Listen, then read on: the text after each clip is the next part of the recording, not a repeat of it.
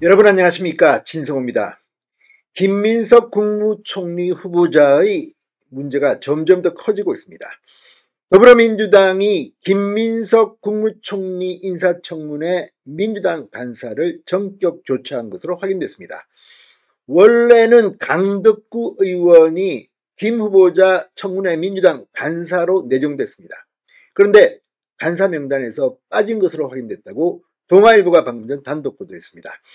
자, 지금 민주당은 어제 이 채널A 보도입니다만 이 김민석 후보자 인사청문 특위 명단에 여당 간사로 이 이름을 올린 강덕구 의원, 그런데 이튿날 발표된 청문 특위 명단에는 김현 의원이 여당 간사를 맡는 것으로 나왔습니다. 그러니까 하루 만에 강덕구에서 김현으로 여당 간사가 바뀐 것으로 보입니다. 자, 그 이유는 분명합니다. 김민석 후보자 아들과 관련한 아빠 찬스 의혹에 강덕구 의원이 이름이 오르내리면서 서둘러 교체한 것으로 보입니다. 강덕구 의원이 김민석 의원이 총리 후보자와 특수한 관계인데도 불구하고 간사까지 맡았다는 것 자체가 제가 볼 때는 넌센스입니다. 이런 식이니까 민주당이 공정하지도 못하고 국민들에게 민폐만 끼친다는 비판을 받는 거 아니겠습니까? 다른 장관도 아니고 국무총리 후보자입니다. 지금 계속 파고 파면 희한한 것들이 나오고 있습니다. 오늘 김민석 후보자가 여기에 대한 일부 입장을 발표했는데 더 이상합니다. 일요일 날 또 해명을 하겠다고 합니다. 한꺼번에 못하는 이유가 뭡니까? 그만큼 지금 김민석의 의혹은 눈덩이처럼 커지고 있습니다. 이재명 대통령의 첫 번째 인사, 그리고 내각의 가장 중요한 국무총리입니다. 그런데 김민석 재산이 2억 1,500만 원을 신고했습니다. 그런데 이 배우자나 이 어머니 재산 이런 것들을 빼고 단순히 김민석 후보자의 재산은 마이너스로 확인됩니다. 4인간의 채무관계가 1억 4천만 원입니다. 그런데 아들은 미국 코넬대 연간 학비와 체류비가 1억 원이 넘는 거기에 다니고 있습니다. 아무리 생각해도 정상적이지 않습니다. 게다가 그동안 자신한테 돈을 빌려준 정치인, 오피스텔에 주소를 하기도 하고, 아무튼 지금 김민석 후보자 굉장히 오랫동안 정치 낭인으로 살았다는 평가를 받습니다. 피선거도 박탈되고 그동안 어떻게 살았는지 이걸 파헤치면 과연 대한민국 국무총리 자격이 있는지 지금 여의도가 들썩들썩합니다.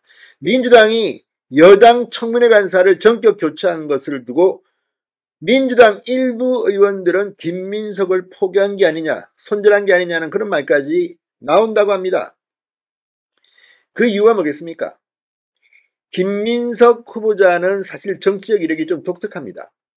김대중 대통령 시절 잘 나갔습니다. 그러다가 노무현 대통령 당선 당시에는 정몽준 쪽에 가 있었습니다.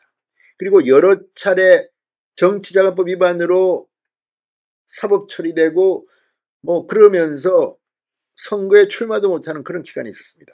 그동안 정치자금 문제가 도마에 오르고 있습니다. 이번에도 바로 그런 겁니다.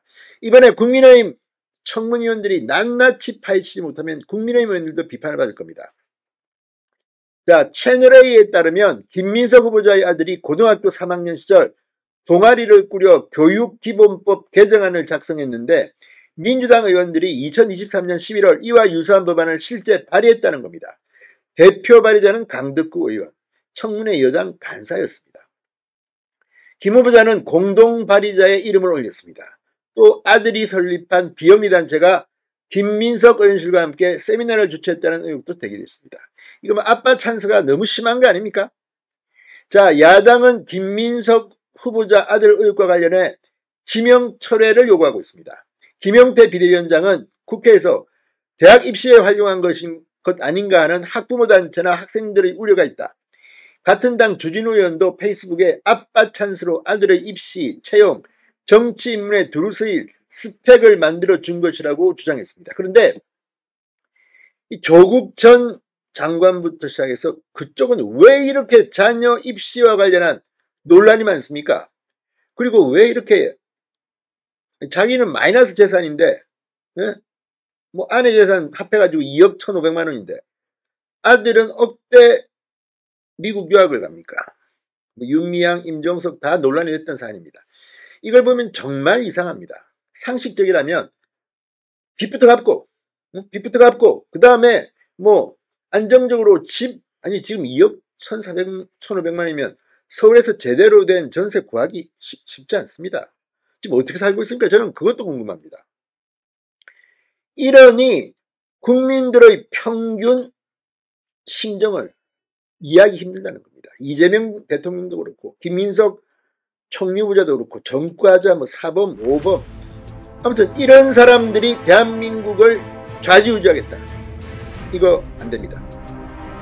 신성호의 융단 폭격이었습니다. 여러분 감사합니다.